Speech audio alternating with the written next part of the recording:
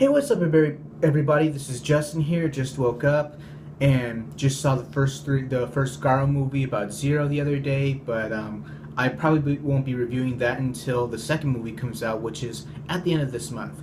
So for today and next week, I will be reviewing Kamen Rider Ryuki, and then I will review the American adaptation, Kamen Rider Dragon Knight.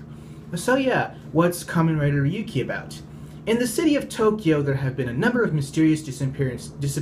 The masterminds are a bunch of monsters that come from the mirrors. While investigating these disappearances, Kido Shinji, a tabloid blog reporter, finds a special card deck and becomes a Kamen Rider by contracting with a monster, specifically a dragon. He just finds a dragon, he holds a contract card, and then the dragon goes inside the card, and poof, he can become Ryuki. Literally meaning Dragon Knight in Japanese. And during his initial battle, Shinji meets Akiyama Ren, another Kamen Rider, and tries to explain to Shinji that the Kamen Riders cannot coexist and they have to eliminate one another. Despite that, Shinji wants to stop this battle and he wants to protect the regular innocent people from the monsters, and he encounters more Kamen Riders who wish to participate in the Rider battle. But yes, this is certainly one of the most interesting Kamen Riders in the early Heisei period so far in terms of releasing Kamen Rider series. It has a large cast of characters, multiple endings with the TV series, the movie, and the TV special, and was just the character cast, the development, specifically the relationship development between Shinji, Ren, and Kitaoka, is very multi-layered. It is probably the most multi-layered relationship in a TV show that I've ever watched.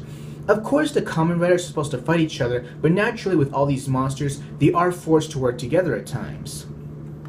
Shinji, let's say Yusuke from Kamen Rider Kuga, is expressively idealistic, but Shinji is more expressively childish, and the other writers challenge his views and call him stupid.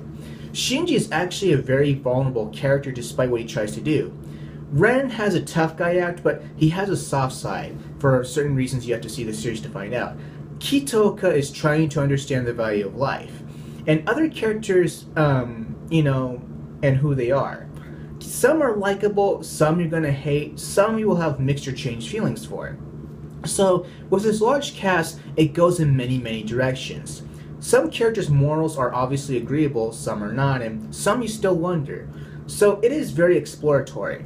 The TV special and movie will also have a female Kamen Rider, so I will recommend those for that. And the TV special also has an unseen character from the series as well. I believe that this was the first series ever to have a female Kamen Rider, but I wish they could have used the character in the actual TV series, considering the potential of her character in a longer context, and her presence in the movie does have quite an impact. My only issue can be minor and major at times, in that there is really no central villain. There is an antagonist who has a very understandable goal, but really no villain that wants to, conquer the world or, anything dramatically drastic despite the circumstances. So there is still enough conflict in the series to drive the series and to really establish and develop the characters.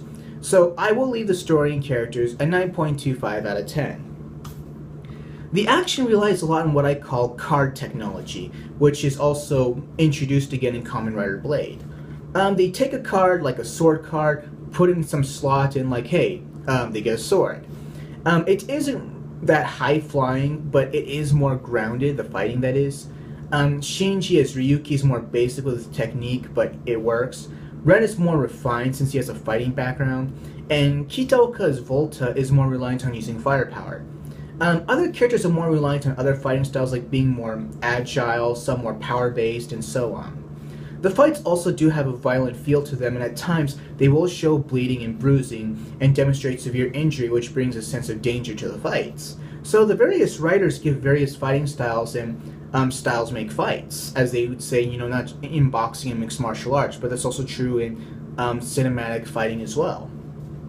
The CG with the contract monsters is, of course, let's just say Maya basic, but you just gotta use your imagination.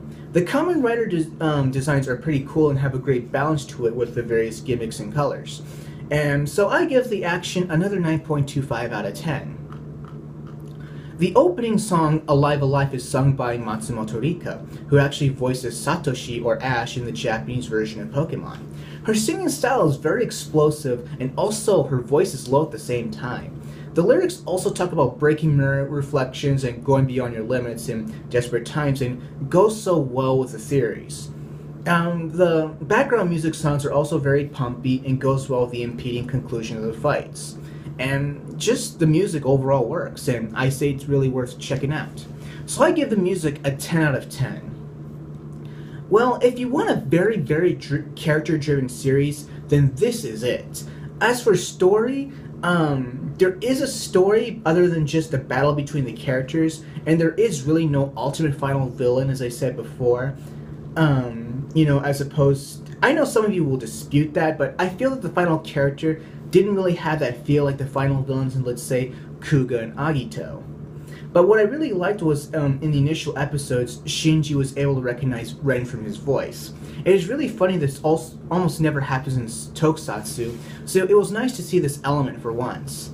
I feel some aspects felt a little incomplete and felt a bit forced, but seeing how the main cast develops really makes up for these flaws and really defines the series for an overall score of a 9.4 out of 10.